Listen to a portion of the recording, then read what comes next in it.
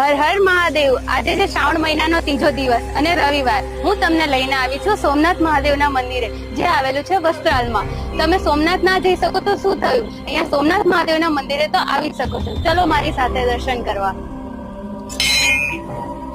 મેં અહીંયા એવું સાંભળ્યું છે કે અમાસના દિવસે બરફની શિવલિંગ કરવામાં આવે છે અને અન્નકોટ હોય છે। તેની વધુ માહિતી માટે આપણે મહારાજને મળીએ। અહીંયા મને સમજાવો કે આ ફોટામાં અલગ અલગ અન્નકોટ છે અને શણગાર છે, અને મેં અહીંયા એવું સાંભળ્યું છે કે શ્રાવણ માસની અમાસે અહીંયા બરફની શિવલિંગ હોય છે। એ વિશે માહિતી આપશો? શ્રી સોમનાથ મહાદેવને 11 વર્ષ થઈ ગયા છે, 12મું વર્ષ રનિંગ ચાલી રહ્યું છે। અમાસના દિવસે બરફના અમરનાથ બનાવવામાં આવે છે, અલગ અલગ અંદર સુશોભિત કરવામાં આવે છે, વન વિભાગ બનાવવામાં આવે છે। પછી સોમનાથ દાદાને ડ્રાયફ્રૂટ્સનો અંકુટ ભરવામાં આવે છે।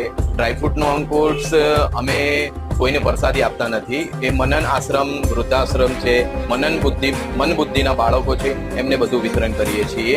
પછી અવનવા શણગારના ફોટા છે, આ બધા દાદાને 12 મહિનામાં જે પણ કાંઈ શણગાર થાય છે એ બધાના ફોટા છે। આમાંથી 15% કે 20% જ છે ફોટા, બાકી આપણે નથી કેચઅપ કર્યા। અને અંકુટ જેવા તે 12 મહિના આપણે 15 થી 16 અંકુટ ભરીએ છીએ, બરોબર છે। અને અવનવા પ્રોગ્રામ થઈ રહ્યા છે આખા ઇલાકામાં। આપણું શ્રી સોમનાથ મહાદેવ મંદિર કૃષ્ણા પાર્ક સોસાયટીમાં છે, એ બહુ ફેમસ છે।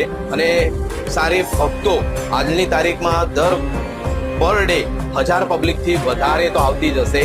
અને અમાસના દિવસે 8 થી 10,000 પબ્લિક, કમસે કમ 8 થી 10,000 પબ્લિક આવે છે। અને અમારા અહીંયાના શિવ સોમનાથ મહાદેવના યોગ મંડળો બધું વ્યવસ્થા પોતે મેનેજમેન્ટ કરે છે। હું પોતે અહીંયા મંદિરમાં હાજર રહું છું। બધું કાર્યક્રમ અમારા બધા ભાઈઓ મળીને અમે કરીએ છીએ, અને સારા એવા પ્રોગ્રામ થાય છે।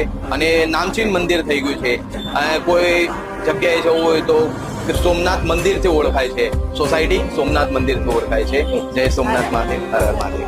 અમરનાથ નથી જઈ શકતા તો શું થયું? હું તો આ વખતે અહીંયા અમાસમાં બરફના શિવલિંગના દર્શન કરવા તો આવવાની છું। તમે આવવાના છો કે નહીં?